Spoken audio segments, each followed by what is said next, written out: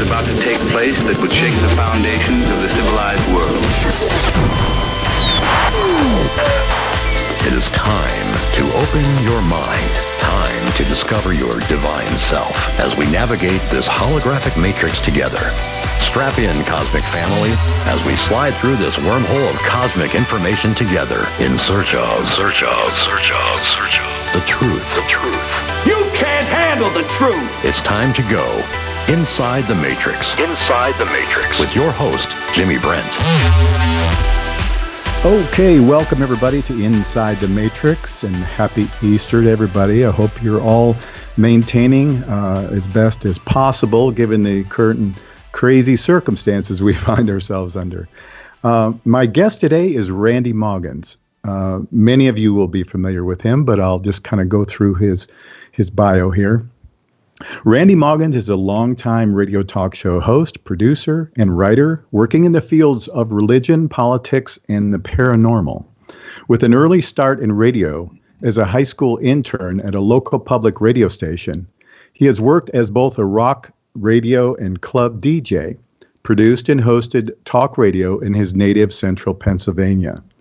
He appeared on shortwave radio as the host of several shows on religion and politics, as well as hosting and producing the Exotica Paranormal series for shortwave satellite and internet radio since 2005. Randy's background includes work in the music field as a performer and writer, a background in audio engineering and production, and extensive work in the field of internet media production. His previous long-running Threshing Floor show had a continuous web presence since 2003, before the era of what is now called podcasting on the web. His technology background includes work as a software training consultant, programmer, web designer, and work in corporate technology, sales, and consulting. An interest in the esoteric, paranormal, and occult stems from his early life experiences, which fueled his quest to understand the complex issues of the phenomena of UFOs and ETs, as well as exploring the black operations, mind control programs, and esoteric arts behind a global conspiracy of soul harvesting. Training in the Christian ministry has transitioned into a spiritual approach to the supernatural, paranormal, and covert operations. And in 2010, he created Off-Planet Radio to expand the scope of his research and presentation, while maintaining a journalistic approach that allows for a wide range of views to be explored in an objective manner. Off-Planet Radio does have an agenda to expose the works of darkness and deception, and provide a presence for exploring authentic spirituality and healing. I love that, Randy. Welcome to the show. Thank you, and welcome to the plague. Apparently. Oh my! Yeah, you know, I tell people, I say we long past went through the twilight zone, and now we're quickly approaching the vacuum of a black hole, I think. Yeah, we've never been here before. I don't think there's anything that is quite in parallel to what we're seeing right now, because I don't think we've ever seen the whole world go into a lockdown all at once. Yeah, and it's a bit of a scary thing to know, with all the people that have been waking up in the last, say 15 to 20 years or so, you would think there'd be somewhat more of a pushback or something, but it just like all of a sudden everybody just went, okay, we're just gonna do this. And I think that this level of fear, being thrust at us, nonstop, from the mainstream media, it really had a terrific impact. Well, I think those two thoughts kind of go together in what is the process we're in, and also what the weapon is that's being wielded against us. They're not unaware. When you say they, that's fairly vague, because we don't exactly understand what, quote, they are. Right. But we'll say the overseers understand that we've been in this process of awakening as a race of people on this earth for probably, if you count down from the end of the World War II era, and what we would call the age when I consider the Indigo children to actually have been the post-World War II generation, and then going forward. They're well aware of who was coming in. They were aware of the energies that we're collecting.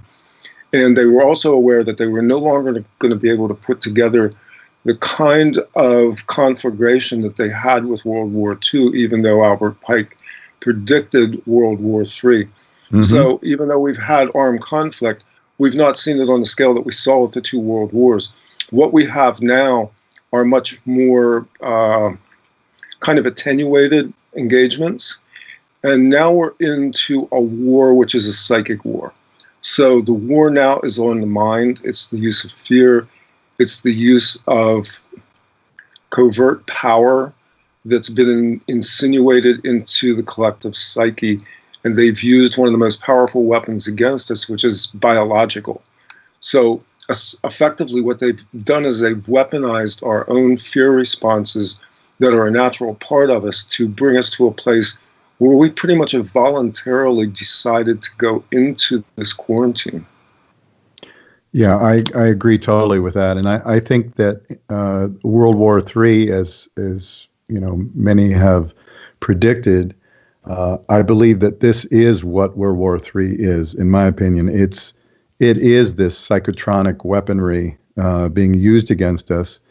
And, they developed we know that DARPA was behind developing all the social media platforms, which are really a double-edged sword because we get to use them as well, to some extent anyway.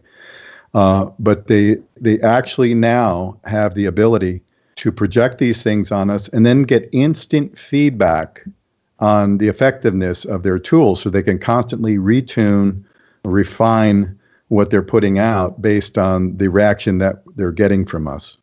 Yeah, it's stimulus and response. It's really what goes back to, even Pavlov and Delgado in terms of what tests they were doing on different animals and how they came to understand mind control. And I spent from the early 2000s forward researching and airing shows specifically about MK Ultra, although MK Ultra is the tip of the iceberg in terms of mind control programs. Right. To get an understanding of how this all worked, because at that time I don't think the public was acutely aware of it. Although MK Ultra was obviously outed early, the CIA threw that under the door to prevent disclosure of the other programs that they were running, not the least of which were programs that they were running in terms of weaponized biowarfare. So they have used MK Ultra as a model on the public. Years ago, I said MK Ultra probably is going worldwide. In other words, those programs they modeled in MK Ultra and other programs were designed to go out to the public. With the internet, they had the perfect tool. They then began getting real-time responses, and as they've stepped this up, the internet's become a very sophisticated, interconnected network where they can measure on a second-by-second basis everything that we're doing, most of what we're thinking, and how we're responding in real time. Absolutely. And, I met Kathy O'Brien and Mark Phillips in the early 90s when they first came out with their book, Transformation of America. And that's when I kind of got my red pill into a lot of that mind control stuff and how, insidious and effective it is and has been for a long time. And I think that, you mentioned the end of World War II because that, to me, is a super important time period. Obviously, Operation Paperclip kicked in at that point where we brought thousands and thousands of Nazis into this country, and they formed the CIA and NASA, of course.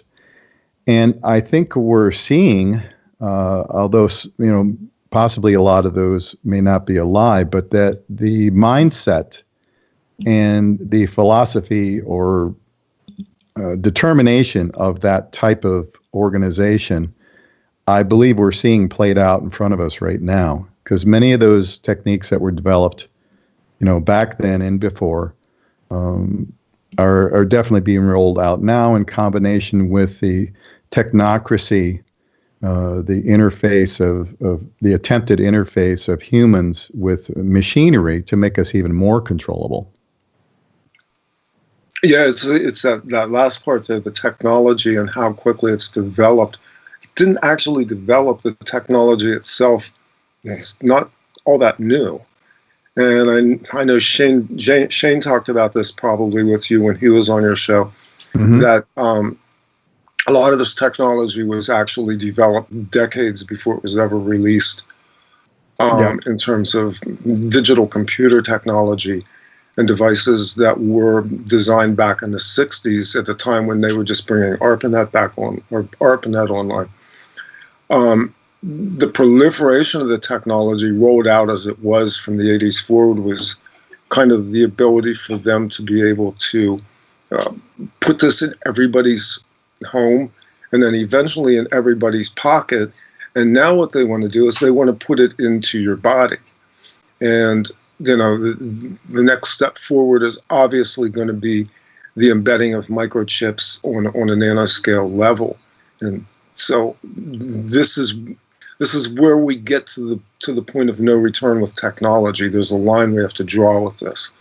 Yeah, absolutely. And it's mind-boggling how programmable, we all are. And I've said this many times in the show that I feel that if there's one vulnerability that stands above all the others, it's the ability for humans to be literally programmed. And we're seeing this now. And really, it's like under a microscope, and it's being magnified that we're seeing the effect of the programming that we're been subjected to.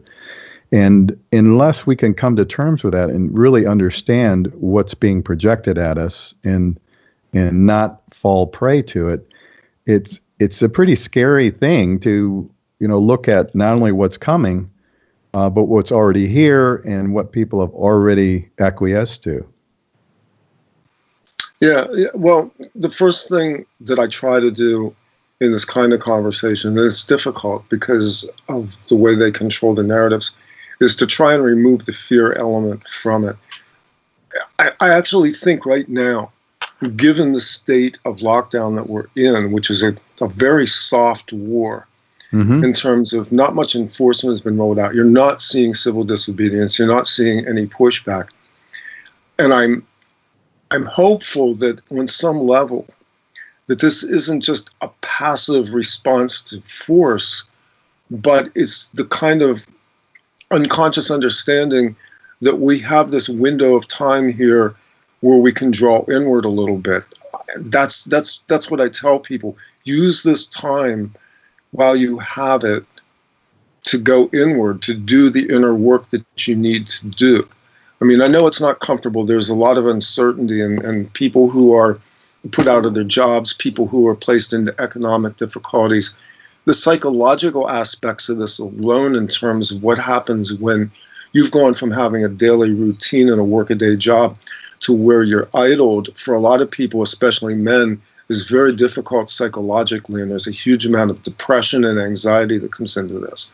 But if we can take this time as a time of grace, we can begin to use it to process what is going on around us, and then to understand that, first off, we are not just these bodies that we inhabit, this environment we're in, nor are we this sliver of consciousness that we occupy in this present form, that there are, in fact, forces around us, outside of us, but more importantly, inside of us, that we can marshal to be able to go through what I consider to be this onslaught of human freedom and dignity. And it's important for people to put that fear response as far as they can away from themselves and get very quiet about this and begin to understand who they are. Absolutely. Yeah, well said. It appears to me there are two major timelines or major, thought forms that are really being pushed out to the public on social media. One is, of course, all the scary stuff, and of course that demon-encrusted being known as Bill Gates is being pushed up to the forefront, which we should talk about too. That's an interesting phenomenon. And then the other one is this whole savior meme that's being pushed out, where that all this is just cover for the saving of children and these underground bunkers and all of that, which all of us want to believe that that's happening and that it's true. So those are the two main things, then it's all connected with Q and the Q stuff. One thing that I wanted to ask you about is that I'm curious about myself too, is that if, we understand that human beings, the collective consciousness of all of us is what steers events in the world. At least that's my take on it. And if a majority or even a large minority of people believe that this is all for the good of humanity in some way, aren't we, in fact, helping it go that direction? What do you think about that? Okay, there's a couple of questions there. So let's pull back for a minute to the savior programs. There's a lot of them, but the one that you mentioned, the Q program, this idea that's circulating on the internets without, frankly, any substance at all, that this whole shutdown was necessary in order for them to do, quote, roundups, mass arrests, and the breaking of pedo networks and underground tunnels. There is no evidence for that. A mass shutdown of the entire industrial world is not required for them to do police and military operations to bring these people in. They're not that hard to find. They can start in Washington, D.C. tomorrow. That's for sure.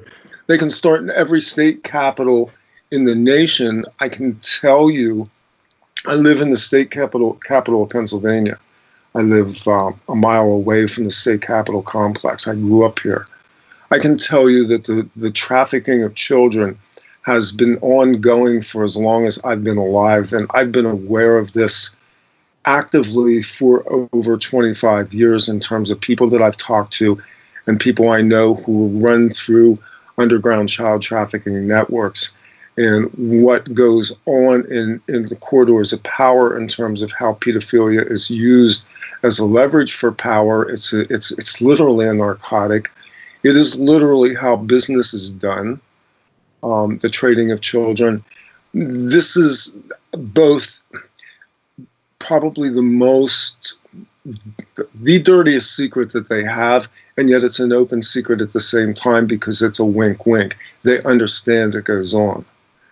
And to be able to actually effectively stop it means that they have to turn around and arrest the very people who are directing the operations that are ongoing to shut us down right now.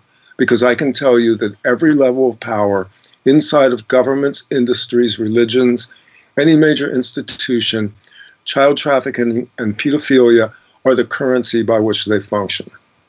That's a pretty shocking statement, but I think when you look at what goes on in power, you understand that that's what this is really about. I mean, without even going into, we can talk about this later as well, the adrenochrome harvesting that's going on, right. Spirit cooking. There are elements of this truth that came out as a result of Pizzagate, but Pizzagate itself was kind of a dirty operation. It was designed to make the whole thing look ridiculous, which is kind of how they operate. But it did one thing. It brought this to the forefront of the consciousness of the public in a way that kind of blew back on them. So we have seen arrests of major figures. We saw Epstein go into prison. We've seen Harvey Weinstein now go into prison. There's been hundreds of small-level pedophilia perpetrators that have gone down as well.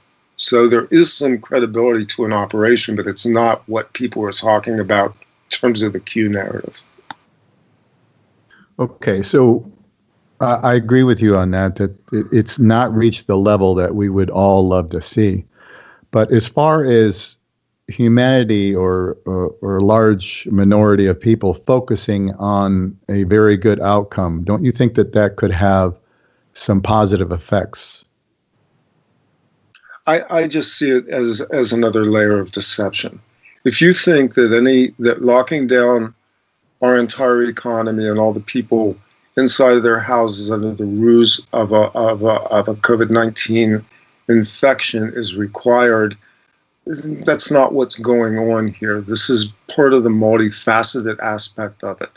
Those stories are put out there first as trial balloons to see how much traction they'll get, and secondly to basically play the public with another ruse that keeps them distracted. And in terms of what we call the alternative communities, the freedom communities, even the spiritual communities, this meme picked up traction in a form of what you would call hopium.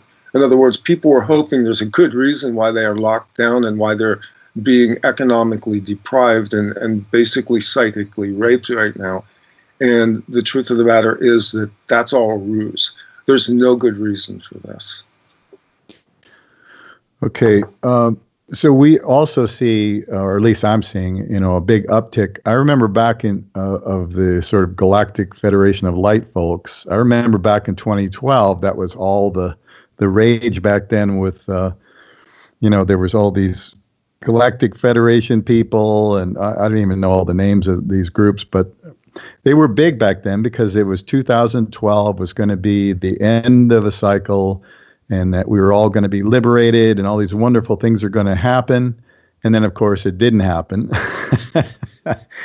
And then now I'm really seeing a resurgence of all that, but it just definitely seems like more of the same hopium, as you put it.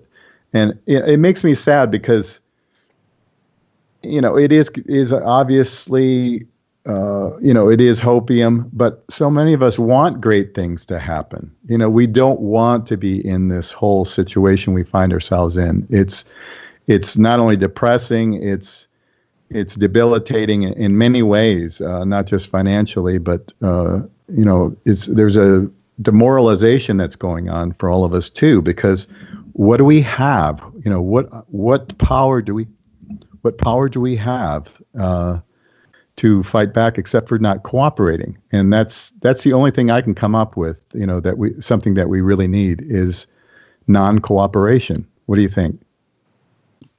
Yeah, so if you go back to 2012 and what was going on then, that was the whole ascension meme that was going around, and you had, dozens of these, I'll use the term channeled here, I'll use it to stress that channeling itself is not necessarily evil or bad or deceptive, but you had galactic roundtables and councils of off-world beings allegedly communicating love and light principles. You see that work out now with kind of the whole David Wilcock Corey good thing that we had. Okay, Randy, I'm sorry to interrupt, but we're coming up against a hard break, so please hold that thought, because that's something I want to get into too, is all these fakers out there. Anyway, you're listening to Inside the Matrix with our guest, Randy Maugans. We'll be right back. Stick around with us. All right, welcome back, everybody. We're so glad you're here with us today, and I understand we've got 900 and some listening live, somewhere around that, and that's wonderful. So anyway, those of you who are in the chat, please feel free to pose any questions that you have, and we'll try and address those. And also, if you want to call in, feel free to do that too. And that'd be fun. We'd be fun to take a few calls as well. But we started to go down the road of the fakers out there, Randy. So let's talk about, it's bad enough that we have this crap thrust on us by, the unknown faces and people out, the powers that shouldn't be out there. But then we've got others out there who are deliberately leading people down roads which are just going to profit for themselves. So let's talk about that. Yeah, I'd like to say, they're just agency assets and they're being used. But the truth of the matter is that some people are just opportunists and want their Andy Warhol 15 minutes of fame or whatever. And there's no shortage of people like that. This is not my favorite subject in the world, but it inevitably comes up. Just what happened with the whole cosmic disclosure thing in Gaia TV is a convoluted mess. David Wilcock has been on the scene since the late 90s. I mean, he used to show up on Art Bell's show. Yeah. The original Coast to Coast. And David has had many persona over the years. He's been a psychic. He's been the reincarnation of Edgar Casey. He's gone back to being a psychic. That's what he usually does when he's between jobs. He's now a, quote, New York Times best-selling author. Interesting how that happens, too, because there's some number rigging that goes on there. Yeah. And then, of course, David's been very interested in producing films. He's had several properties run through even Hollywood. He never gets them made. It takes him an inordinate amount of time to write a book, mainly because he's not actually researching the book. He's out there gleaning other people's intellectual property, and in some cases, that's demonstrable. David is very active in terms of permeating the media, and he actually is, in some sense, an intelligence asset. If you go back and you look at his background and his involvement with the Law of One Ra group and Carla Rooker, that was a UFO cult that is also probably very closely aligned to certain intelligence agency assets, including what I refer to as the Aviary Group, which is part of MJ12, which was the control grid for the narrative of UFOs that emerged out of the 1950s. Mm-hmm. Whatever you consider MJ12 to be, there is an official info-disinfo system that loops information through to give it, at various times, credibility or discredibility. So they can't, this is a side leg, but it's important. They could never stop what was being viewed in the skies or what people were experiencing in terms of UFOs and what you call extraterrestrials. What they were able to do was control the narrative by controlling how it was perceived, first in mainstream news and then later as it emerged in alternative media.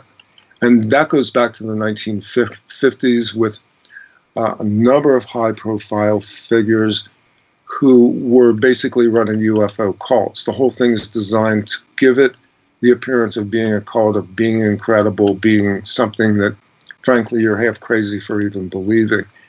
So people like Wilcock emerge out of these groups, and they are basically used either knowingly or unknowingly to create this plausible deniability, but at the same time to also build groups, audiences, online presences. I mean, early on we had bulletin boards, then we had forums.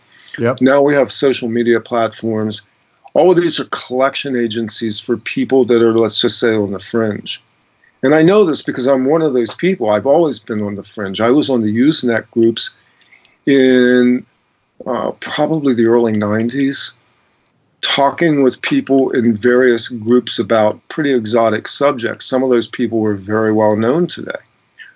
So there was serious discussion that occurred back in those days because most people did not have computers, did not know how to log on to a BBS, and did not know how to access Unix to Unix networks to be able to access Usenet groups and various on IRQ chat groups.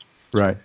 So out of all of this comes this media presence where they discover there's money to be made. And Gaia, which was basically a health, exercise, and yoga network, decided that this was probably a good market for them. They had some excess money at the time. I think they had bought Whole Foods, which they later sold to Amazon. And so there was a lot of money circulating around there, and they decided to go into the direction of what we would call the paranormal. So they began looking for properties, and one of the properties was David Wilcock, because David, despite everything else, has been very high profile. He's made his name, largely through Coast to Coast. His presence with people like Project Camelot, Project Avalon. Mm-hmm. He's managed to cultivate a very large following over the years, and Gaia was very aware of that. So as he shopped for product, he began looking online for people who fit a certain profile that he then could form a commodity around a TV program, which became Cosmic Disclosure. And that's how you got to bringing forward of Corey Goode, who there's a long history of Corey Goode. We've published a lot of it. Shane Bales and I did a video back in 2017, and we published hundreds of pages of forum posts showing what Corey was doing in that time. So the fact that Corey was basically data mining and morphing his personality as he went along was part of his own commodification to fit into a product profile for David to then sell to Gaia. Yeah. And so what have you heard as far as any others that may have been involved with his coming forward into this platform of Gaia? And also, what about the ownership of Gaia? There was a lot of stuff going around with these guys that were actually Satanists that were running this thing. Do you know anything about that? Yeah, there's a lot of speculation on that. I mean, the CEO of Gaia is I believe he's a Czech immigrant named Jirka Rasave, who has made a fortune unbelievably. This is like you can even go look at the Forbes article. This guy literally came to the United States with $5 in his wallet and wound up owning one of the largest office supply companies in the country in the 1990s, and he parlayed that fortune into a series of other things. He had a very deep interest in the occult and became involved in what we now call the New Age movement, the burgeoning online New Age movement. And as a result of that, has had a significant presence over the years with some pretty high-profile figures. We don't know much about him other than, he appears to have the ability to control certain properties, and he seems to be a game player. The rumors out there that he's some sort of possibly Eastern intelligence asset aligned with the CIA. You can't prove that. You can't disprove it. It's out there. It's part of the rumor mill. I can't really give that any energy either way because I don't know the facts. I've done enough research to be convinced that there's something going on there. But whether it's opportunistic business or, the control of what you would consider to be this subculture, it's really hard to tell. I mean, the surface details are, I was in Boulder in 2013 for an energy conference. This was an alternative energy conference, and some of the people from many of the people from Gaia TV were there, including one of their top tier hosts on the network. And I had conversations in the background with somebody who was an insider in terms of somebody who had done significant business with Gaia. Are you talking about Jay? No, it's not Jay. Okay, this was not Jay, and I can't name this source. But this person told me then, and this was October of 2013, because he was pissed off about it, that they had in fact put David Wilcock under contract, and that, quote, David was shopping properties. So that's my entry into it in terms of understanding and establishing the timeline in terms of what David was attempting to put together in the period prior to the launch of Cosmic Disclosure. And then if you go to the transcripts that are posted on the YouTube video that Shane and I did, you can begin to see where we transitioned from the Project Avalon period, which Bill Ryan still has archived on the Avalon site. We move into the forums, and there's a period there that's another window where you can peer in and begin to see Corey as he's developing this persona, this history. He's sort of morphing and changing, and frankly, at times being the raging butthole that he is known to be. And I say that very kindly because we all know that Corey is a raging butthole. That's hilarious. Now, I remember after, they came out with the whole blue chicken story and, the blue avians are going to save us, this, they're that, and everybody's, oh, wow, isn't this wonderful? And then, everything kind of blew up, and there was supposedly some kind of big separation between him and Corey. And then there was, do you remember the resignation letter from Gaia that David Wilcock put out? The alleged and all this yeah. stuff. What's interesting, that's that period when you had the so-called GEM group, the Gaia Employees Movement. Right, that was it, yeah. There's a backstory to Gaia, some of which is hard to verify, but there was, at that time, a lot of discontent. A lot of people did walk. There were a number of situations that blew up at Gaia. But the Gaia employee movement never, to me, felt legitimate. It felt like it was being concocted. And tracing it back, I'm pretty certain it was engineered by at least one of several suspects inside of Corey and David's operation. It might have been Roger Ramsar.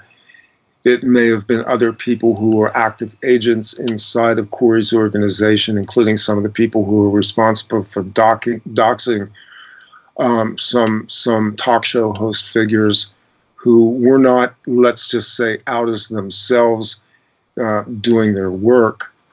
Because some people go into this media, unlike me, who was stupid enough to put my name, address, phone number, and all my vital stats onto a website in 2003.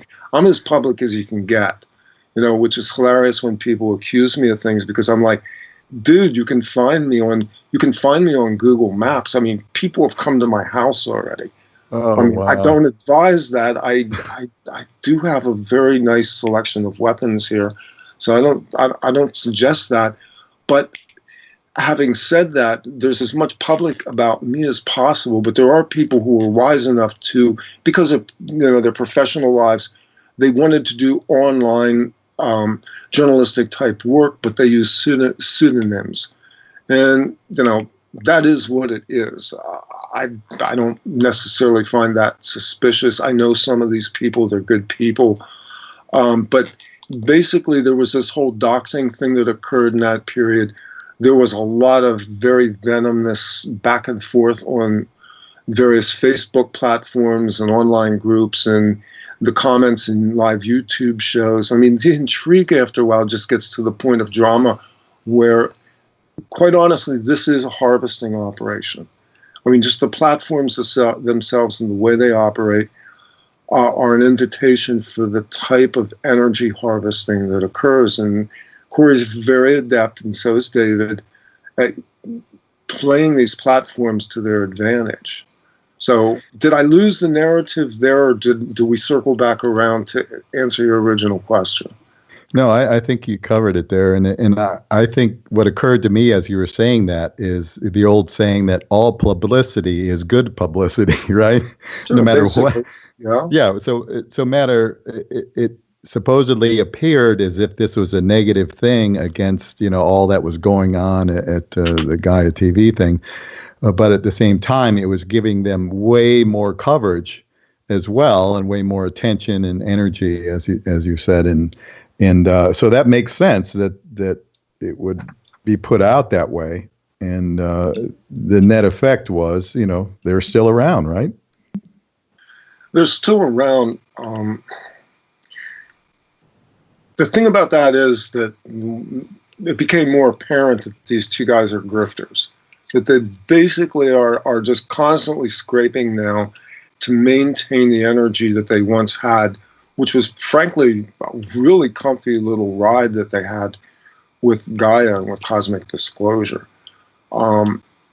They hold together a very tenuous business relationship. I don't think they actually like each other. I think this is a business arrangement that has kind of become sort of difficult to remove themselves from. There appears as though they did the two, I'll call them films, but I don't know what else to call them. They did videos together, two of those, neither of which will garner much in the way of earnings based on what I've seen of their ratings on Amazon and the way money's made for licensing movie properties. But in the end, it comes down to whether they can maintain the energy to keep profit-generating enterprises going. David's a little better at this. David's a little better at this than Corey. He's a little more experienced. He's a little more savvy. They're both running parallel projects now with ascension courses.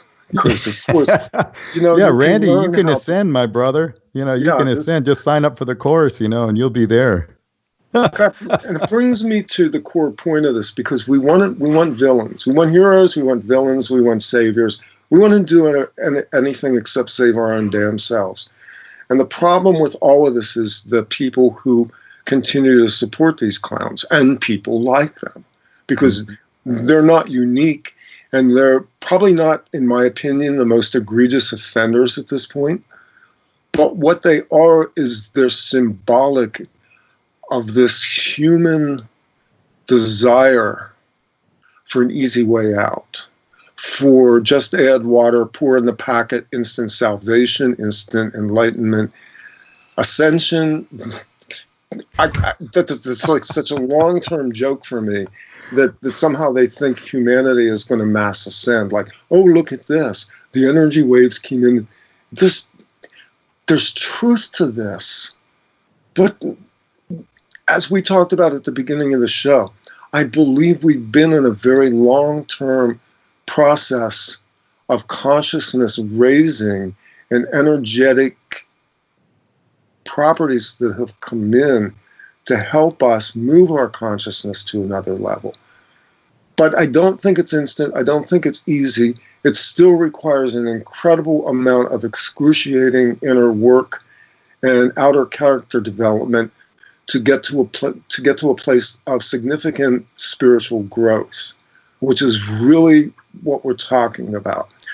The concept that was parlayed back in 2012 that ascension was this mass thing that we're going to do. Oh, we'll do mass meditations and we'll basically raise our harmonic in the entire world. And this was just more the same kind of hippie shit that we had back in the 60s. There's a truth to it, but the truth is that this is work you do for yourself. And the people that follow these clowns like Wilcock and Good and any of a dozen other people offering some form of salvation in some form, whether it's spiritual or economic or whatever, these people are to blame for the very people that, frankly, a lot of them now are shell-shocked. I know some of these people. God bless them. There are people out there that are just, when they found out how big a fraud this was, they were just devastated. Yeah. I agree. It's really an insidious thing, but it also goes along with what's always been there, and that's the religions. It's the same game. It's just on a sort of micro level with these guys, but it's the same game. It's the savior model, and it's the prepackaged answers to all your deep questions that you have. You don't have to think. You don't have to go within to find any of these things. It's all prepackaged and ready for you. And same with all these freaking gurus out there who are, trying to get their devotees and their people to give them stuff and wait on them hand and foot, and the Pope, and it just goes on and on and on. And as human beings, we eventually have to reach childhood's end, which is a really cool book by Arthur C. Clarke. Absolutely, one of my favorites. Thanks. Yeah, mine too. And it kind of spells it out in there. We need to, as human beings, we need to put on our big boy and big girl pants and step it up here. We have been duped for so long, and we continue to be. And I don't know. I wrote a song years ago. I think it was probably 2011. It's called "When Will We Learn?" And one of the lines in there is, "How bad must it get? How terrible must it be before we reject blind acceptance?" And that, to me, that's it. We just got to be more discerning. We've just got to grow up as humanity. We've got to see things for what they are. And right now, it's become easier and easier because it's right in our face. I mean, yeah, this is it. Those words fit. where we're at right now, because it's being pushed in our face. And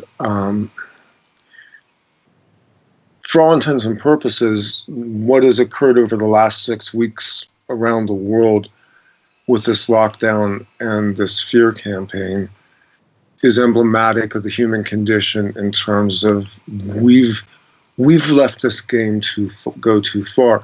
Just as the followers and fans and financial supporters of these alt media figures have enabled the very people who have harmed them, the people of Earth have relied on leaders who, in their own hearts, they know. I mean, look, I grew up in a very political family. I grew up in a family that were politically active Freemasons.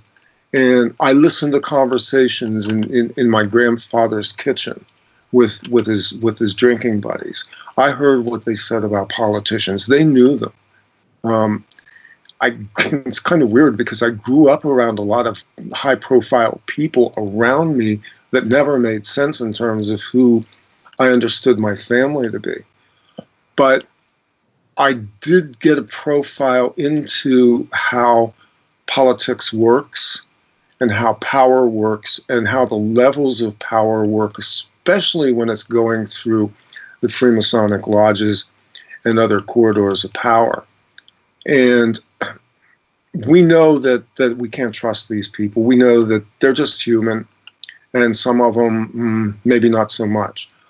But they're certainly not sinless perfection, and they're certainly not the wisest of people, because the wisest of people stay away from those types of institutions. Yep. You're not going to find a holy man in a church. You're probably going to find him in the woods somewhere in a desert. Yeah, in my conversations I had with Jordan Maxwell back in the 90s, we talked about a lot of that same stuff because he had a very similar upbringing. Anyway, we're going to take a short pause here. Randy will be back. Please pop your questions in the chat. You're listening to Inside the Matrix with Randy Maugans. We'll be right back. All right, welcome back, everybody, to Inside the Matrix with our special guest, Randy Maugans, today. We're covering a lot of really interesting information. And one thing that just came to my attention is that there have been some protests here in Las Vegas against this whole lockdown thing. And, this is definitely unconstitutional activity that they're involved in. And but what we see, it's not just the mainstream media that is creating false pictures and creating fear and, the necessity for all of us to conform and comply to all this bullshit. Local media does the same thing. So we had some protests here, and the way they portray it in the local news is that these are a bunch of fringe, small group of people who are, just really out there, and that's the impression that they want to give to the general public. And I know I experienced something similar to that back in the late 80s when I lived in Florida. They were building a food irradiation plant, and a bunch of us went out to protest. And there was probably 1,000 people. It was a big group of people that were protesting, and they were kids in strollers, or mothers were pushing them in their strollers, and they were just regular-looking people in this protest. And we went in March from 2 or 3 different grocery stores that said that they were going to carry this irradiated food. So we wanted to let them know that we weren't good with that. And of course, when I watched the nightly news, the local channel, they made the protest look like there was maybe 7 or 8 people, and they only showed the ones that looked like hippies or just really old people who could barely walk. And they created this whole impression that this was just some kind of weird fringe thing, exactly what they're doing now. Randy? Craziness. Yeah, it's the same old story. We're going to see more of this, and don't expect the media to give anybody a platform, especially anything that you can find on your local or national news networks. Right. But the important part of this is that this is such a frontal assault on our rights, and it's all been done by edict and fiat. There is no... I dissected the executive order that came down from the governor of Pennsylvania on the lockdown, and some subsequent, I'll call them memos that he put out regarding increasingly the social distancing thing and reminding people that, yes, they were under lockdown orders, and state police enforcement of so-called unnecessary travel, and realizing that there has never been a declaration of national emergency, which would instantly institute what a lot of people call martial law. In other words, in order to formally declare an emergency, the governors also initiate a response to the military to come in and help with necessary infrastructure, logistics, support, security. None of that's been done. This is a soft enforcement action that is being done around any existing laws. No new laws, statutes, codes, rules, or anything else have been enacted either by the President of the United States or any of the governors of the 50 states. All of this is based on compliance, based on the idea that government somehow has the ability to order you into your home under the pretext, unproven, of a virus. And we can go into what the definition of a virus is and why this either can't be a virus or they've completely misdefined it. But the fact that they have now abrogated and violated the constitutional, not civil, basic constitutional rights. The right to travel, the right to congregate are two of the most fundamental rights that Americans have. The right to religion. Now, today's Easter Sunday. Most churches are closed. Some, and I will give these guys credit that opened their doors to their churches. A church is a sanctuary. It's legally not under the authority of the government, and never was. I mean, separation of church and state's kind of a ruse, but the church is recognized as a sovereign, and churches are recognized as sanctuary. So you put people in a psychological state where they feel powerless and helpless, and now they're not even allowed to assemble in their own houses of worship, which would give them comfort and strength. This is unprecedented in what it's done in stripping away the rights of Americans who have, frankly, been too lazy and too fearful to stand up and go, wait a minute, you can't do this. There's nothing that takes away your rights. The Declaration of Independence told you the government does not give you rights. The government is there to ensure your rights, not to franchise them. Yep. That's exactly right. And I'm hoping to get Sheriff Richard Mack on the show, because he's a guy that fully understands that. And I've interviewed him before, and he's a stand-up guy. He's a guy with a strong moral compass, and I'm sure that he's just livid at this point at what's going on. And I know there are other sheriffs out there as well. I've seen a couple of them pop up here and there saying that they're not there's going constitutional sheriffs. I'm trying to remember the name of the... Yeah, CSPOA, I think, is the acronym. Yeah, and these guys, there's a number of them. I saw somewhere in the news last week where a sheriff in, I want to say it was Vermont, it was a New England state. Yeah, I think it was Maine. It was Maine. Basically, I'm going, this office isn't enforcing this. Mm-hmm. We're standing up for the rights of the people. And see, here really are your white hats. Yep. They're not classy, glamorous guys. These are the people who are in government for the right reason and who understand the process and who understand fundamentals of liberty and how we were supposed to conduct governmental affairs. And I hope there's enough of them that will stand with the people, because I don't know how many days we are officially into the lockdown, but we're at least 40 days into this, maybe 60 going on. The pressure is going to begin to build, especially from the standpoint, like I said earlier, the psychological aspects, the ongoing economic.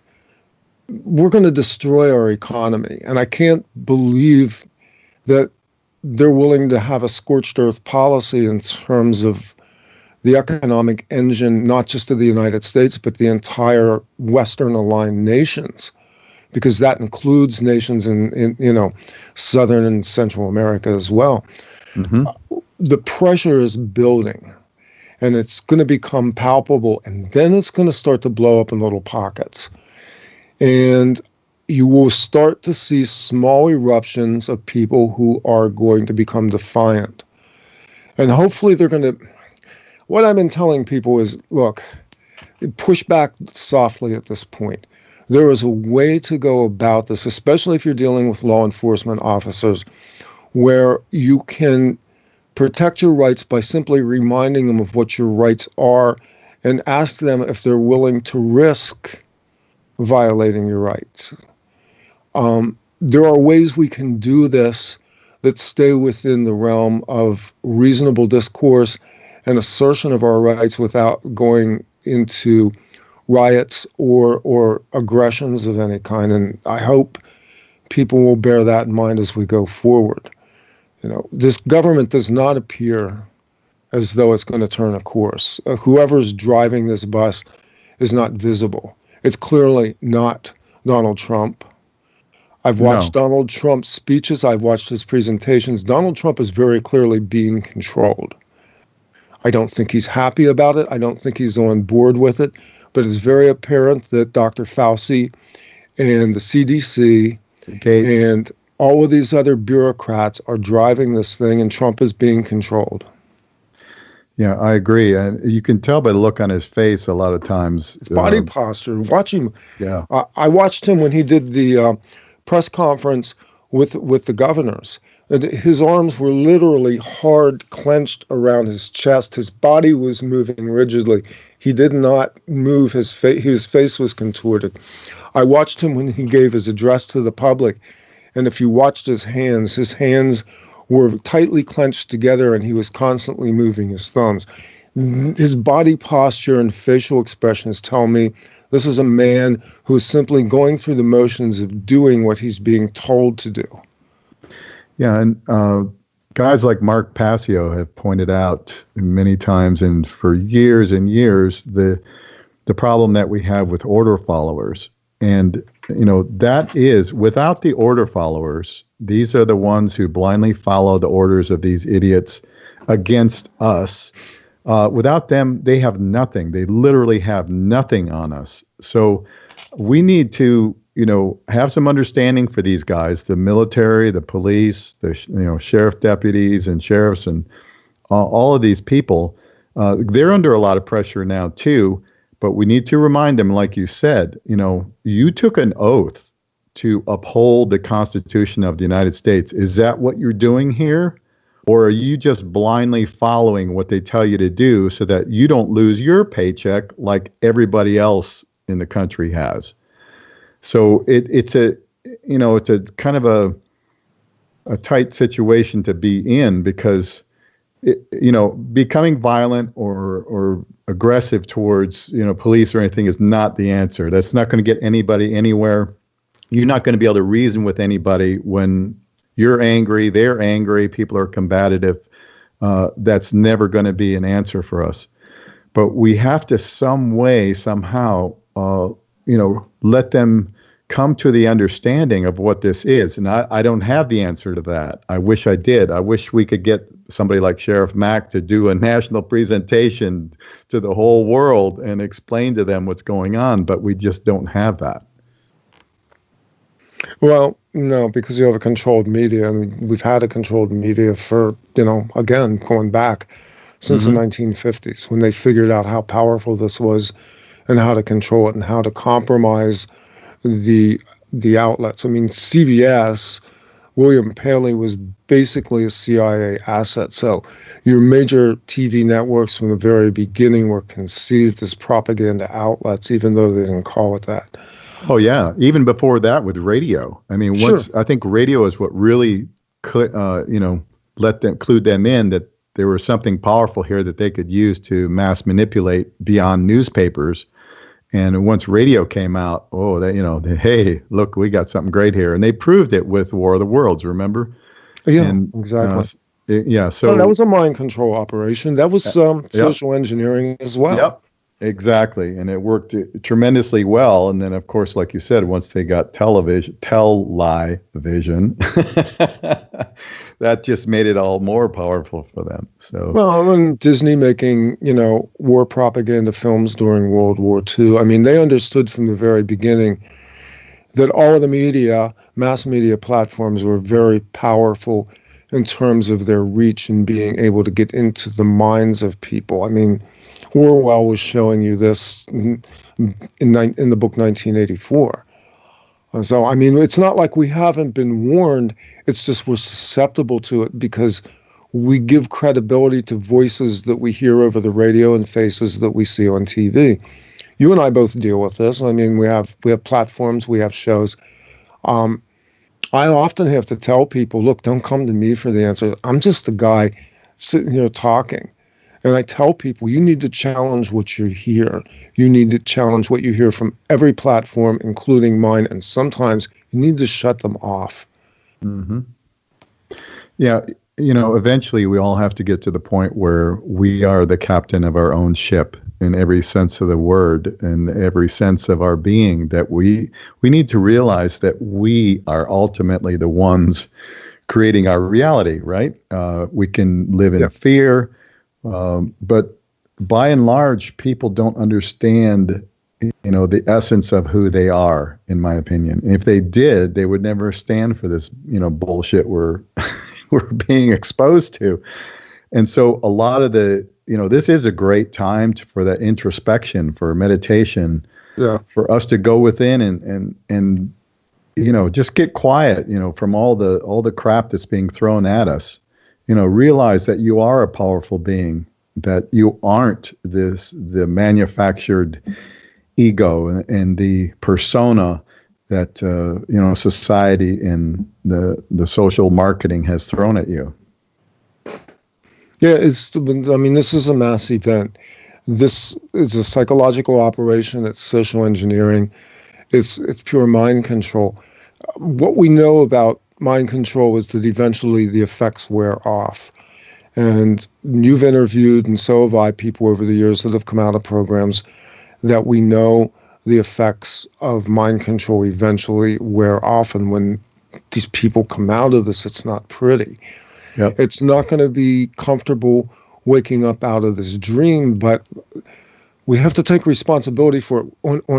On one scale, coronavirus is a mind virus created in the dark collective unconscious of humanity. It's what we fear. They know what we fear. Mm-hmm. And that fear was weaponized, and it was put out there in a way that threatened us existentially, in a way that we've not been threatened before. I mean, this is worse than a nuclear bomb. And it's a way of weaponizing our own minds. And collectively, that's the shadow side of humanity now coming to the top. As individuals, the way we deal with that, whether you deal with it spiritually or psychologically, is we begin to explore the shadow side and then exorcise it. Yes. Work through the shadow side. I mean, this is painful. This can take years. I mean, people who've been in therapy, people who have done very deep, hard work, understand it's an excruciating process. Where we are right now is in the deep, excruciating process of exorcising the collective unconscious shadow side, which is manifested in this. The walk away from this is this doesn't need to conquer us. It can make us stronger. It can also begin to defeat the enemy because, quite frankly, it looks to me like these people are willing to burn and destroy their own system to perpetuate this lie. They don't really have a way out at this point. If they pull back from this, they've got huge problems. They've got all the ramifications of a destroyed economy, the legal aspects, the fallout from a failed health system, long ongoing. In other words, at this point, this is a contest between literally dark and light. Absolutely. And I'm not being dramatic about that. I totally agree with you. This is the World War III battle. It's a battle for the mind. It's a battle for our souls as human beings. And that is the crux of it. All the things that we've been talking about, the dark side things, the human trafficking, the Satanism, the manipulation, the mind control, all of these things on the dark side. And, those of us of the light and those of us who do have a moral compass and do want great things for everyone, not just ourselves, this is the battle right now. And it's in our face. It's no longer hidden. All the players are out. And you see these clowns like Bill Gates, being paraded now. So they're really throwing out all their cards from what I can see. And they're showing us who they want to give us the narrative going forward and how this is going to play out. Whether you're talking about digital currencies from the banks, which will absolutely destroy any remaining illusions that we had about financial privacy. And then the other aspect that this clown Gates has been talking about, a passport of some kind to show that you are either been vaccinated or you've gotten over this coronavirus thing. Vaccine ID. Yeah, I mean, COVID. These fuckers, man. This is not going to stand. This is not going to stand. And what I really love to see is that Gates had to shut off comments on his Instagram because people were just nailing him right and left. And that's what I love to see. This is what's got to continue. So all of you digital social media warriors out there, I love you with all my heart. Keep pounding these idiots. Keep telling them, what scumbags they are and what how their plans are going to fail grossly, because this is how we do it. I think this is very powerful. And as more people see your comments, it's going to make them think, if they don't really understand the gravity of the situation. So we need to keep that up. Yeah, they've even rolled Henry Kissinger out again for another round. Yeah. I mean, can you even believe this guy's still alive? He's got to be 140 or something. It's crazy. Queen Elizabeth. I mean, honestly, I'm glad they got the Great Life Extension program that they got, but and the adrenochrome. This is reeling out old figures again. Just simply tells you how old the plays are. And this Gates was gifted everything. I mean, the whole story of Microsoft Corporation and how they obtained software properties and built that company. Yep. Gates comes from an elite family aligned with the Rockefellers. Eugenicists, ran Planned Parenthood. The agenda was to collect enough money, and people don't understand. Gates, I guess maybe the second or third richest person now, has amassed that we know of, right? Yeah, he's amassed a huge fortune, but that money's not his. And the way he gave that back was through that foundation. This is traditionally what people who are made men do. They're required to pay back what was fronted to them. They still get a cozy life. They'll live very well. But the money that was amassed as a means for perpetuating whatever agendas they were scheduled to perform, much like the Rockefellers did. And the Soroses. All of them, yeah. Yeah. Yeah, exactly. And the Elon Musks, all of these clowns, these front people, and the Zuckerberg, Greenberg. Rock stars. I mean, you look at the people that have lined up to let us know that they have COVID-19 or they have symptoms of COVID-19 or that they've died from COVID-19. I'm sorry, I love John Prine, but I really deeply suspect that if he had COVID-19 at all, they probably killed him by intubating him. And secondly, I see too many diagnoses of COVID-19 where other causes of death are more apparent. Oh, absolutely. So we don't. The bottom line with COVID-19 is it's amorphous. It doesn't have a definition that works. We don't know. There's no test that works. There's no test that works. There's no definition of it. A virus, strictly speaking, is exactly, it's biological material put off by our DNA. Yes. As a form of fighting inside the body's own system, a virus theoretically does not exist or can propagate itself outside of the host body. That's exactly right. And there's been plenty of people come out. I had Dr. Andrew Kaufman on the show last week. He talked about that. Dr. Thomas Cowan, Robert O. Young, Dr. Robert O. Young. There's many that have been talking about this. Anyway, we're coming up against the break once again, Randy. For all of you out there, you're listening to Inside the Matrix with our special guest, Randy Maugans. We'll be right back in just a little bit with the final segment. You're listening to Inside the Matrix. Okay, welcome back to our final segment of Inside the Matrix. And on that last break there, we were having a conversation amongst ourselves here at the station about what's going on out there. And a lot of these hospitals, we're seeing videos about it. There's nobody there. There's hardly any activity. Even in our own town here in Las Vegas, there's very little activity. But of course, the mainstream media has pushed this out to near hysteria, and that we all need to just, hunker down in our houses. And it kind of reminds me of in the 60s when in school we used to have to bend over and get underneath the desk because we were going to get nuked at any minute, and we had to be prepared Exactly. as if that was actually going to do something. Yep. So it's the same shit, different, little different mode here. And I think a lot of people are realizing what the actual situation is, and that it's nowhere near.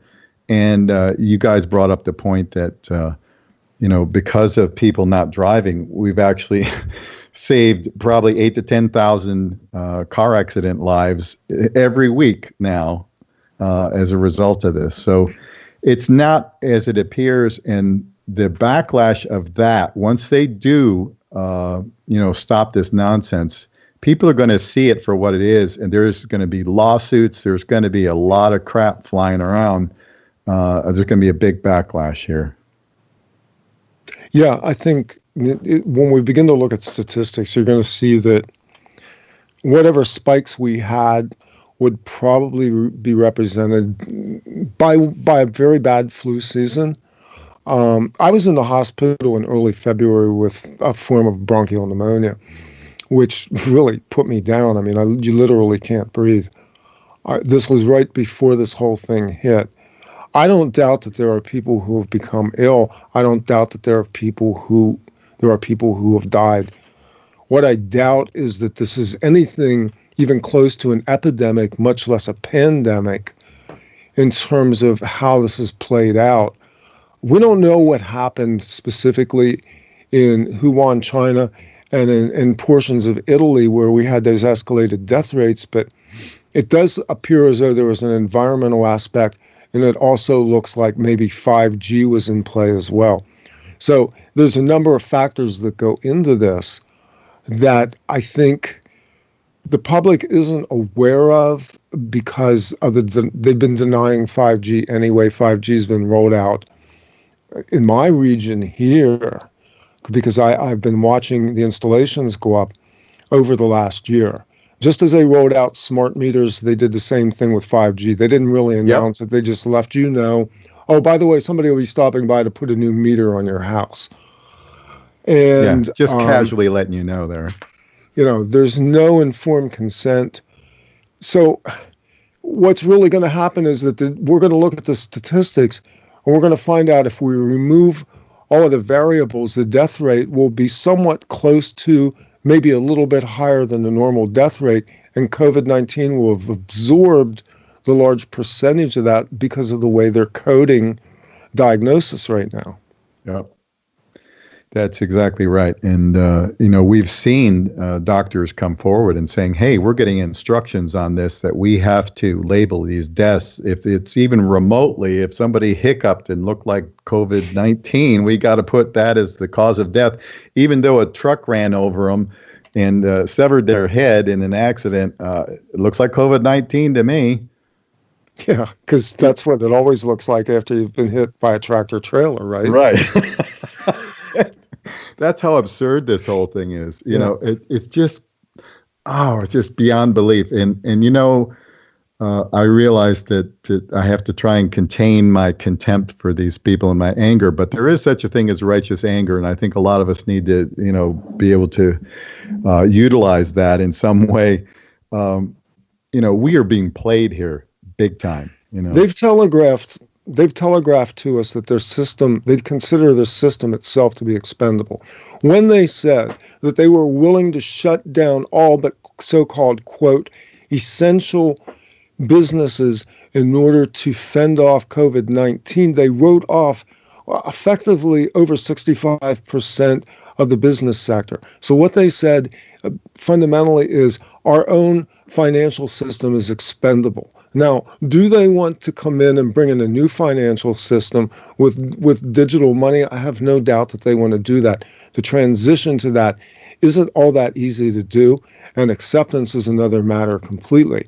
But the fact of the matter is, we're in a period right now where people are being detoxed to this money system. They're being detoxed to the social engineering they've been subjected to because they're no longer out in public discourse. They're forced to stay home and deal with themselves. And for some people, that's tragic.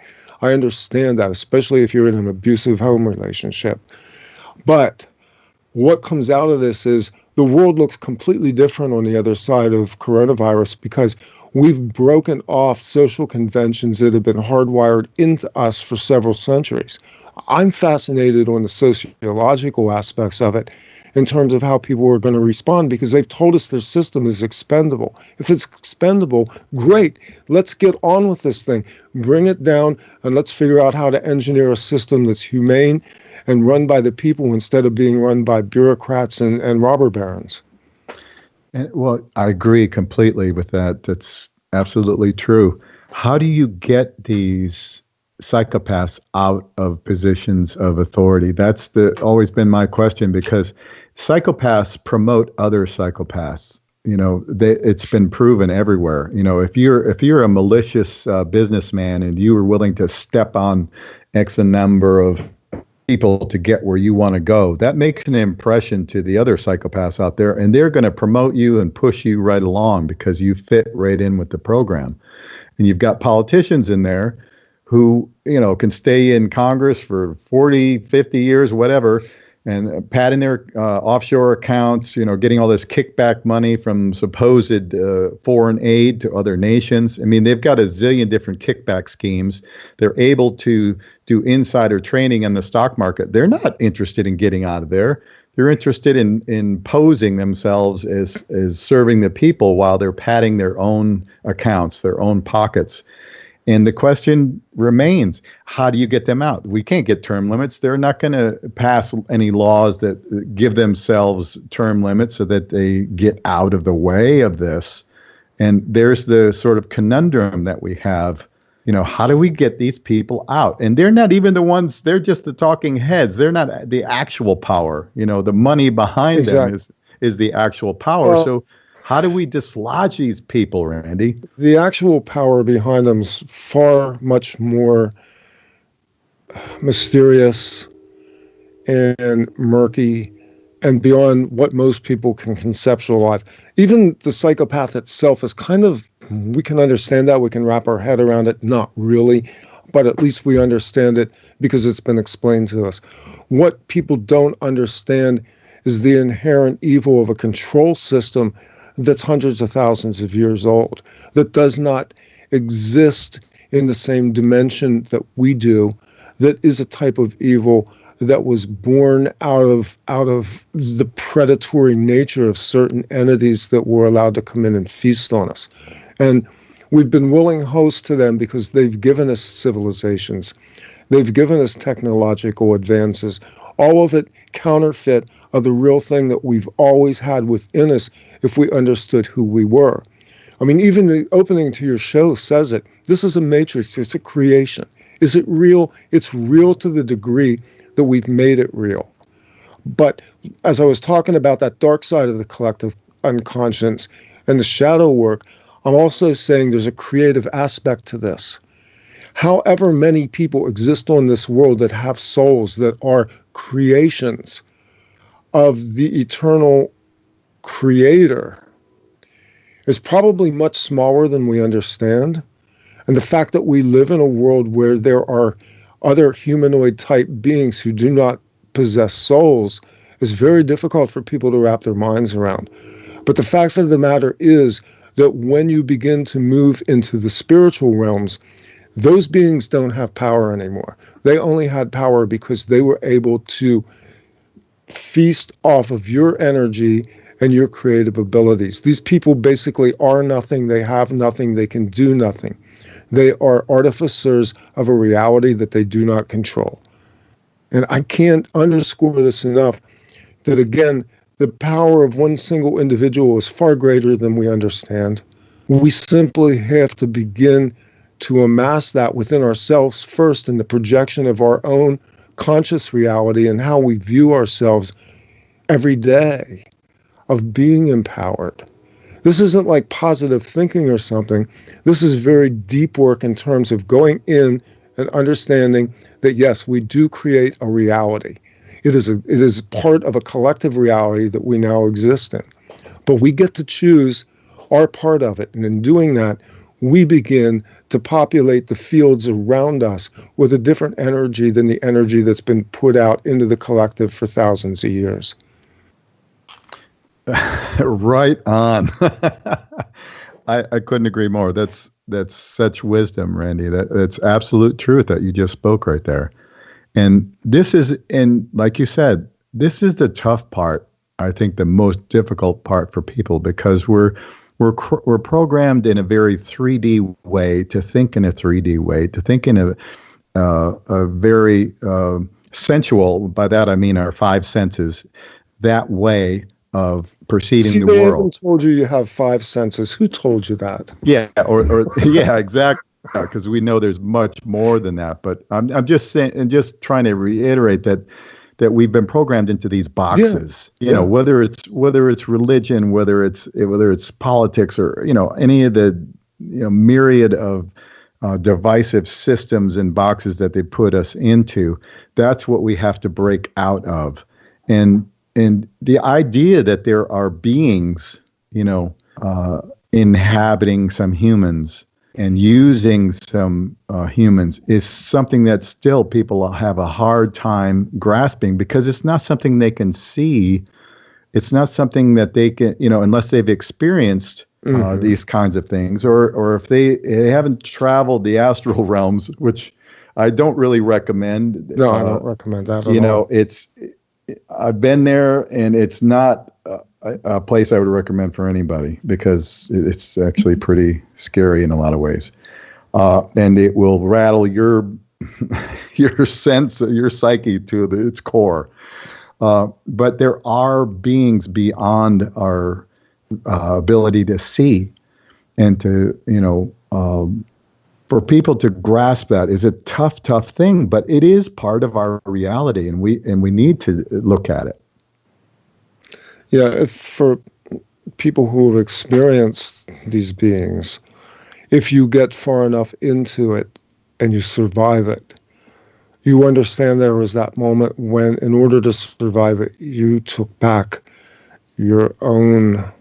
God, it's so cliche to say take back your power, because in that moment, it's the only thing you have left. Exactly. When you're eye to eye with a creature who appears to have every advantage over you, and yet when you finally get to the place where you understand who you are, you have the ability to shut them down. They literally do not understand aspects of the human psychology, including our ability to be, yes, wait for it, extremely angry, to the point where our rage interferes with their entire structure molecularly.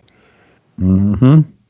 Yeah, and if just as an example of what I'm talking about, if you've ever seen a 20-foot reptilian with wings, it will shake you to your core. and the only defense you have is to know who you are. It is to know who you are. I mean, people who have been in abduction situations and have come up against the Greys are really not the most complex, but I will tell you that when you enter their fear with a human emotion of extreme human anger and indignation and power, they don't understand it. It's not even a question of how they respond to it. It breaks down their entire consciousness, because they simply cannot process the intensity of emotion. And this is important. Emotion is one of the most important energies behind creation, conscious creation. If we harness our passions, if we harness our emotions, even our emotions of anger in a proper way, we are very powerful beings because we are very unique in that respect.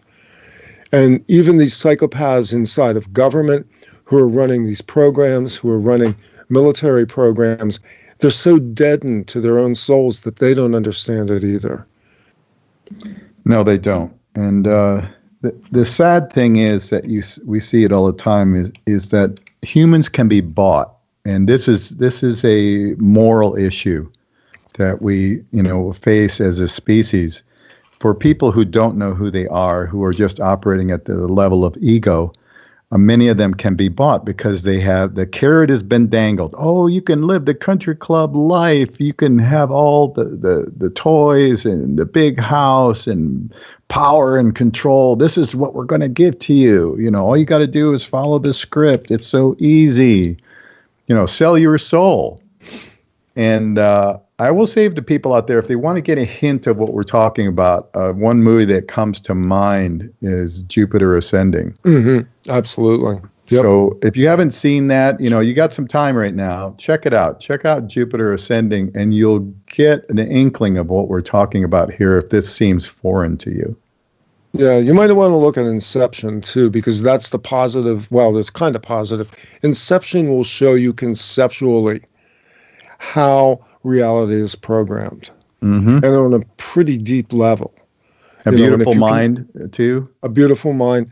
If you can begin to decode these films and what's inside of them, they're showing you something about the innate ability of human beings to create their worlds, multiple worlds.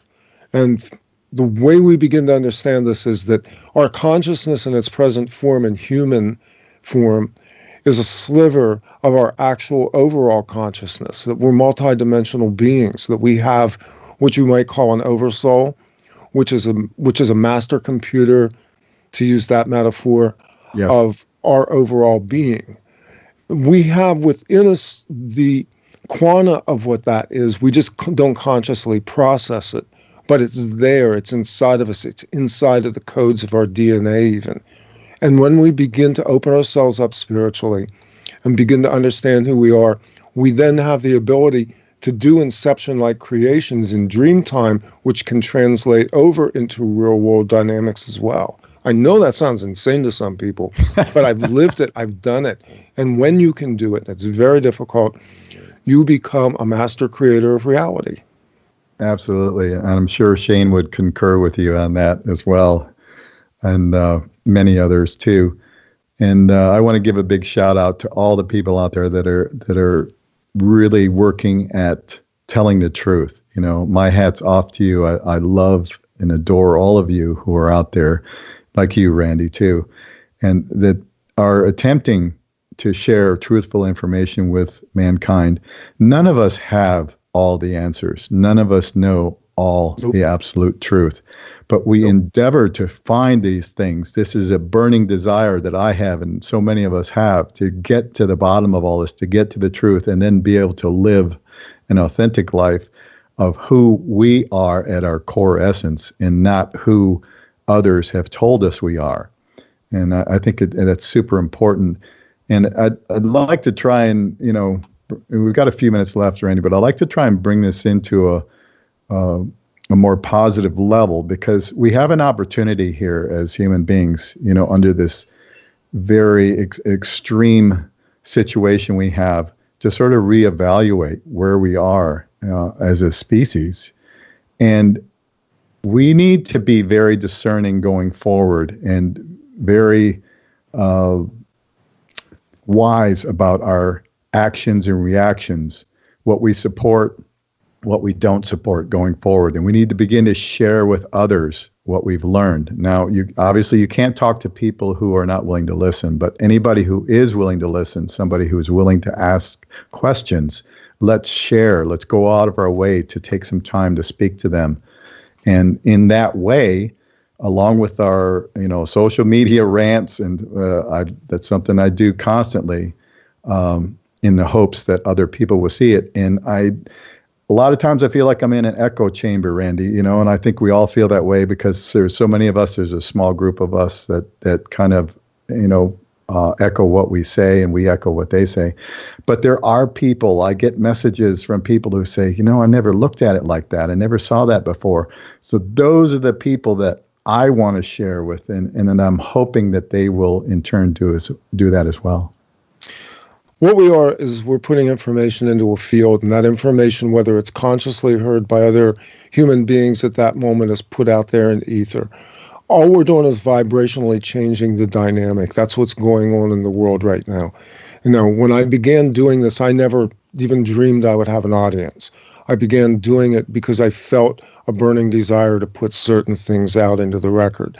Yes. And I'm blessed because some people have joined along the way, and we've kind of worked together. Humanity's greatest enemy is themselves because they do not know how to work with each other. We can have fundamental differences on many things.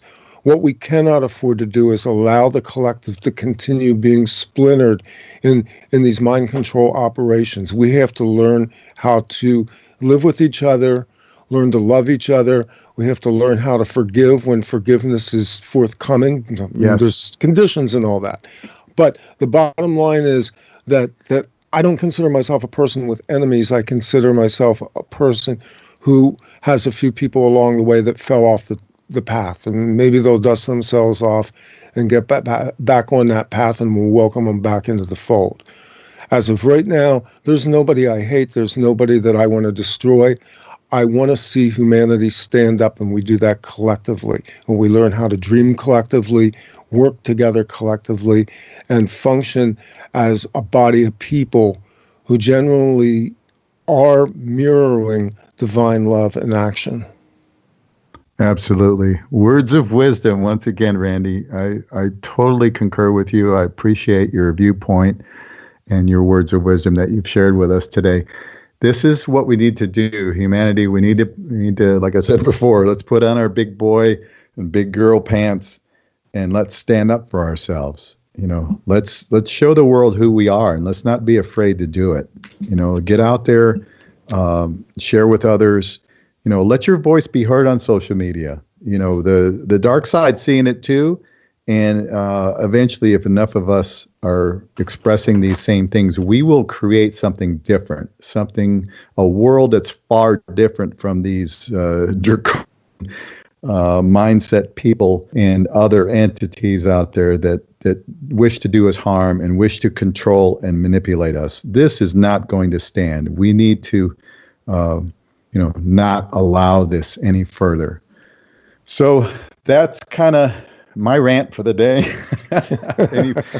Randy, where can people find you? Just go to offplanetradio.com. We do have Patreon. We have a Patreon group. That's patreon.com/offplanetmedia. And you can keyword search me on Google or YouTube. You'll find all kinds of interesting stuff. So we're everywhere. Wonderful. So please support Randy and his show, and Emily and and Robert Phoenix and all these great people out there. Support us if you can on kcrradio.com. Yeah. We appreciate everything that you do. So for this week, we're signing off Inside the Matrix. Everybody take care. Thank you.